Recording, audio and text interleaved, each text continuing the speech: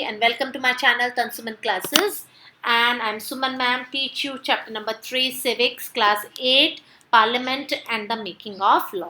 यानी जो हमारी संसद है और हमारे जो कानून है वो किस तरीके से बनाए जाते हैं, किस तरीके से हम इसको इम्प्लीमेंटेशन करते हैं और किस तरीके से गवर्नमेंट को चुनते हैं, चुनी गई सरकार किस तरीके से कानून बनाती है। तो आज हम इस वीडियो में पढ़ेंगे कि किस तरीके से। तो आप सबसे पहले ये देखिए कि जो लोकसभा है usually elected once every 5 year, हम हर 5 साल में हम उनको चुनते हैं। और India is divided into the numerous constituencies में, यानी बहुत सारी कॉन्स्टिट्यूंसीज में वो डिवाइडेड है India. And each of the constituencies elected 1 person to the parliament, और हर कॉन्स्टिट्यूंसीज जो होती है वो एक मेंबर अपना पार्लियामेंट में भेजती है। And the elected representative to the parliament are known as a member of parliament, और इसे एमपी भी बोलते हैं, ठीक है, शॉर्ट फॉर्म में। अब हमने ये देखा कि लोकसभा में अगर हम जाते हैं तो वहाँ पे लॉ बनाए जाएंगे, वहाँ पे पार्लियामेंट में जो लॉ मेकिंग बॉडी जो होती है वहाँ पे बनाए जाएंगे और फिर उसको लागू करे जाते हैं। और अगर हमें किसी कानून की ज़रूरत है, हमें लगता है कि सरकार ने कुछ गलत कानून बना दिए हैं या सरकार के द्वारा ये कानून बनाए जाने चाहिए, तो हमें क्या करना पड़ता है, हमें हमारे रिप्रेजेंटेटिव्स के द्वारा वो बात पार्लियामेंट तक पहुंचानी पड़ती है ना। जैसे कि न्यूज़पेपर है, मैगजीन है ना, रेडियो है, इन सभी का हम इस्तेमाल करते हैं और सरकार को उसके लिए जागरूक करते हैं, उस कानून के लिए उनको बताते हैं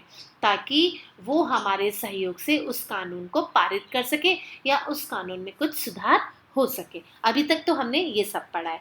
अब आप ये देखिए कि कुछ अनपॉपुलर कानून या जो अनपॉपुलर और कंट्रोवर्शियल लॉ भी होते हैं, यानी विवादास्पद, यानी किस तरीके से कि अगर अनपॉपुलर यानी जो लोगों को पसंद ना हो जो न्याय, और साथ ही साथ जो कानून लोगों को ना पसंद हो, और साथ ही साथ विवादास्पद यानी बड़ा कंट्रोवर्शियल उसमें रहता है। अब वो क्यों होता है, अगर हम ये देखें, let us know how look the situation में the parliament passes law that turn out of the very unpopular. Sometimes a law can be constitutionally valid and hence legal, but it can be continued to be unpopular or unacceptable to people because they feel that the intention behind these unfair and harmful.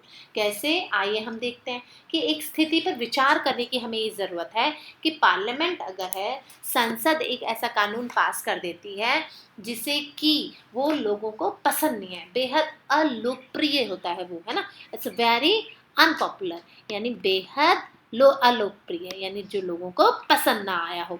अब इसमें ऐसा क्या कानून है जो कि भाई लोगों को पसंद ना आया हो, तो इसमें ये देखने की ज़रूरत है कि सरकार संवैधानिक रूप से वैध होने के कारण कानून तो सही हो सकता है, लेकिन फिर भी कई लोगों को वो रास नहीं आता, कई लोगों को पसंद नहीं आता। अब वो पसंद नहीं आने के भी कई कारण हैं कि उसमें लगता है कि इनके पीछे इनकी नीयत सही नहीं है, इसलिए लोग उसकी आलोचना भी करते हैं, जमकर उसके खिलाफ जनसभाएं भी कर सकते हैं, है ना, और लोग उसके क्रिटिसाइज करते हैं उसको, एंड क्रिटिसाइज द लॉ यानी उसकी आलोचना करते हैं लोग, उसको मानने से इनकार कर देते हैं लोग। क्यों? क्योंकि लोगों के वो फेवर में नहीं होता है, ठीक है। होल्ड पब्लिक मीटिंग्स, और साथ ही साथ में उसमें क्या करते हैं, जनसभाएं करते हैं, है ना, अखबारों में छापते हैं और टीवी चैनलों और रिपोर्ट में भी भेजते हैं। जैसे कि हमारे लोकतंत्र में आम नागरिक द्वारा संसद द्वारा बनाए गए दमनकारी कानूनों के बारे में भी असहमति व्यक्त करी गई है, ठीक है। अब हमें जो दमनकारी जो लॉ हैं वो समझने पड़ेंगे कि ये होते क्या हैं भाई, जो जिसमें कि सरकार हमारे खिलाफ कोई कानून बना देती है, ठीक है। When the large number of the people begin to feel that the wrong law has been passed, अगर कोई गलत कानून पारित हो गया है तो संसद में उसके ऊपर भी कानून के दोबारा विचार करने के लिए दबाव डाला जा सकता है। अब जैसे हमें कई बार लगता है कि कुछ कानून जो हैं वो पार्लियामेंट में गलत बन गए हैं, तो हम उसको चेंज करने के लिए सरकार पे क्या करते हैं, दबाव डालते हैं। उदाहरण के लिए फॉर एग्जाम्पल अगर हम देखें, various municipal law on the use of the space within the municipal limits of the often make hawking and street vending illegal. आपको जैसे कि लगता है कि उदाहरण के लिए नगर पालिका, ठीक है, म्यूनिसिपल लॉ जो है उसमें क्या है, सीमाओं के भीतर जगह जगह इस्तेमाल संबंधित नागर पालिकाओं में पटरी पर दुकान लगाते हैं लोग, है ना, इलीगल दुकानें लगा लेते हैं स्ट्रीट पे, है ना, सड़कों के किनारे, और फेरी लगाने वाले गैर कानूनी घोषित कर दिया जाता है, उनको इलीगल माना जाता है। तो इनमें कोई संदेह नहीं है कि सार्वजनिक स्थानों के साफ सुथरा और खुला रखने के लिए भी कानून ज़रूरी होता है, इनको ओपन रखना होता है, and the public can walk easily, है ना, लोग उससे सड़कों से आ जा सके इजीली, है ना। तो इसके लिए क्या होता है, however it can not deny that hawkers and vendors provide initial services cheaply and efficiently to the million living in a large city। जैसा कि आपको पता है कि हम इन बातों को भी नज़रअंदाज नहीं कर सकते कि पटरी वालों पर या फेरी वाले जो ठेले वाले होते हैं, ये बड़े शहरों में रहने वाले लोगों को ज़रूरत की चीज़ें और सेवाएं बहुत ही सस्ती दर पर, है ना, बहुत ही कम दर पे ये उनको प्रोवाइड करते हैं, ठीक है। और इसी से इनकी रोजी रोटी भी चलती है ना, इनका काम भी चलता है। लिहाजा अगर कानून में कुछ एक ऐसा हिदायत हो और कि दूसरे समूह इनकी उपेक्षा ना करे। अब आप ये देखिए, if the law favours a one group of the degrades that other will be controversial and the lead to a conflict, यानी अब इस विवाद से अगर बाहर निकलना चाहें तो किस तरीके से निकल सकता है। The people who think that the law is unfair can approach the court to decide on the issue, यानी जिसे लगता है कि कानून गलत है तो वो जाके क्या कर सकता है, वो उसके खिलाफ आवाज़ भी उठा सकता है, अदालत की शरण में भी जा सकते हैं ये लोग, और इस मुद्दे को सॉल्यूशन ला सकते हैं इसका। यदि अदालत में को ऐसा लगता है कि कानून संविधान के विरुद्ध है तो उसमें संशोधन कर सकती है और इसे साथ साथ रद्द भी कर सकती है, ठीक है। ये तो बात हुई इसकी। अब do you remember the photo easy and the woman movement in the class 7?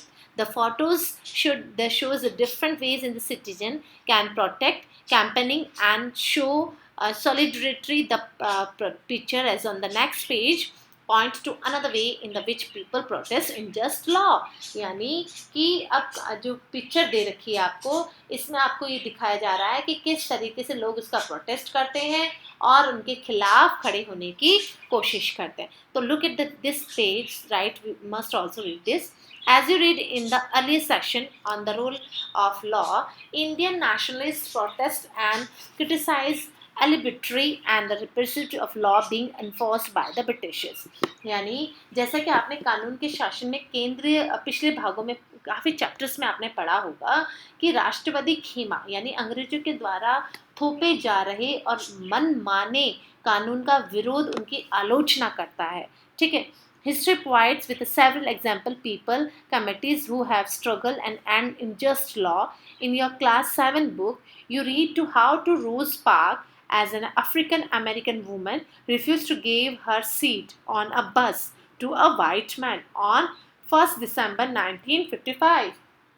आपकी 1955 में एक श्वेत व्यक्ति के लिए बस में अपनी सीट छोड़ने के लिए इनकार कर दिया था।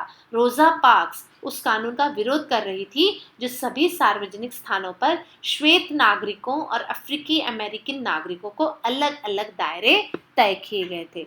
तो she was protesting to law on the segregation to divide it up all the public spaces including the street between the white and the African Americans। So her refusal as a key event that the marked and start of the civil rights movement which lead to the Civil Rights Act 1964।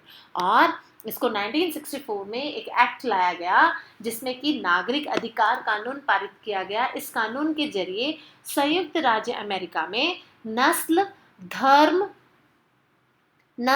धर्म और राष्ट्रीयता के आधार पर किसी भी तरीके का भेदभाव अब नहीं कर सकते आप। और साथ ही साथ में गैर कानूनी इसे घोषित कर दिया गया कि इसे कानून के दायरे में नहीं है और इसे गैर कानूनी घोषित करने के लिए घोषित कर दिया गया। तो आप रोज़ा पार करके बस में यात्रा करते हुए दिखाई दे रही हैं, जैसे कि लुक एट दिस पिक्चर, ये रोज़ा पार करा, ठीक है। तो इनको कैसे इन्होंने उनके अगेंस्ट खड़ी हुई और फिर 1964 में एक कानून पास कर दिया। क्यों? क्योंकि इन्होंने विरोध किया। अब आप ये देखिए, जो अमेरिकन, जो ब्रिटिशर्स हैं, हालांकि उन्होंने हमारे साथ बहुत गलत किया, लेकिन अगर हम ये देखें, अगर गौर करें, तो हमने उनसे बहुत कुछ सीखा भी है और वो उन्होंने हमें बहुत कुछ सिखाया भी है। किस तरीके से? अगर ब्रिटिशर्स नेशनल, जैसा कि 1885 में नेशनल इंडियन नेशनल कांग्रेस का गठन हुआ, तो उसमें ब्रिटिशर्स ने हमें बहुत कुछ सिखाया। कैसे? कि हमने उनके खिलाफ आवाज़ उठानी शुरू करी, यानी हमने विरोध किया, है ना? किसके बारे में? कि उन्होंने दमनकारी नीतियाँ अपना रखी थी। अब क्या है, वो हमें इक्वलिटी नहीं देते थे हर जगह, है ना? तो अब हमें क्या लगा कि भाई इक्वलिटी तो होनी चाहिए। जब हमें उसकी कमी महसूस हुई तभी तो हमने उसके विरोध में खड़े हुए, है ना? तो हमने इक्वलिटी का अधिकार मांगा उनसे। फिर अब फ्रीडम नहीं था, हम कहीं पे भी आ जा नहीं सकते हैं अपने मर्जी से। तो फिर धीरे धीरे हमारे दिमाग में ये आया कि भाई हमें ब्रिटिशर से फ्रीडम भी चाहिए, है ना? तो हमने देश की आज़ादी, क्यों? हमारे ही देश में अगर हम गुलाम बन के रहेंगे तो ये कैसे काम चलेगा? तो अब हमने क्या किया? फ्रीडम की मांग उठा दी। और साथ ही साथ में अब हमने क्या कर दिया? Decision making. अब हमारा डिसीजन मेकिंग में भी कि भाई हमारा जो रिप्रेजेंटेटिव हैं, अगर हमें आप चुनाव में वोट देने का ही अधिकार नहीं देंगे तो हमारी सरकार को हम चुनेंगे कैसे? तो अब हमने क्या कर दिया? डिसीजन मेकिंग में भी अपना अधिकार मांगना शुरू कर दिया। तो काफ़ी कुछ हमें इनसे भी सीखने के लिए मिला। So we need a remember, तो अब हमें कुछ कानून ऐसे भी हैं जिनका हमें विरोध करना ज़रूरी होता है। अब आपने टेलीविज़न पे कई ऐसे अलोकप्रिय कानूनों के बारे में पढ़ा होगा और लोग उनका विरोध भी करते हैं, है ना? स्ट्रीट्स पे आते हैं लोग, है ना? और उनका विरोध करते हैं। Look at this picture, this is the same form of the protest that you see in the above photos. यानी आपको जो फोटो दी हुई है ऊपर की, कि अन्यायपूर्ण कानून जो है, विरोध में लोग किस तरीके से दिखाए गए हैं। देखिए हॉस्पिटल्स का सीन है, सड़कों पर ये देखिए, एंड अरेस्ट अस गवर्नमेंट, है ना? पॉलिटेक्निक्स स्टूडेंट्स जो हैं वो इसका विरोध कर रहे हैं। तो हमें इस बात का ध्यान रखना चाहिए कि नागरिकों की हमारी भूमिका चुनाव के साथ ख़त्म नहीं हो जाती है। यानी हम एक देश के नागरिक हैं तो सिर्फ हमने वोट दे दिया, यहीं तक हमारी भूमिका नहीं होती है। यानी हमारी भूमिका इलेक्टिंग अ रिप्रेजेंटेटिव, सिर्फ हमने हमारा जो रिप्रेजेंटेटिव अगर हम चुन रहे हैं सिर्फ वहीं तक हमारी सीमित नहीं है। अब हमें क्या करना चाहिए? It is then that we begin to be the newspaper media to carefully chart the work that is being done by our MPs. यानी अब हमें इसके बाद में अखबारों में और संचार के माध्यमों से, है ना? न्यूज़पेपर एंड मीडिया, मीडिया यानी संचार, अब इनके माध्यमों से भी हमें इस बात पे नज़र रखनी पड़ती है कि भाई हमारे सांसद कर क्या रहे हैं, जो हमने एमपीज चुने हैं वो हमारे लिए ऐसा क्या कर रहे हैं, वो भी तो हमें देखना ज़रूरी है। तो the criticise their actions when we feel it is required. यानी अगर कोई काम नहीं कर रहे हैं तो हमें उनकी आलोचना भी करनी चाहिए, क्रिटिसाइज करना चाहिए उनको। एंड दस what we should bear in mind is that is the extent and involvement and enthusiasm of the people that help parliament perform its representative functions properly।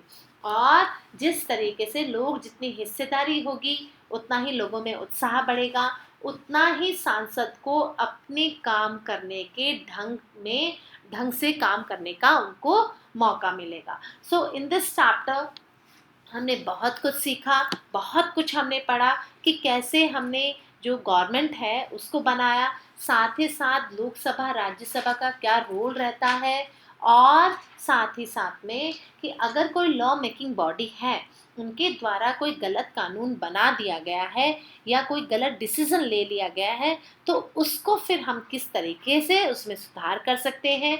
और साथ ही साथ पार्लियामेंट जो है वो एंटायर कंट्री के लिए क्या करती है। सो आई होप आपको ये चैप्टर समझ में आया होगा। जल्दी से इसका हम एक रिवीजन में ले लेते हैं कि रोल ऑफ पार्लियामेंट क्या है।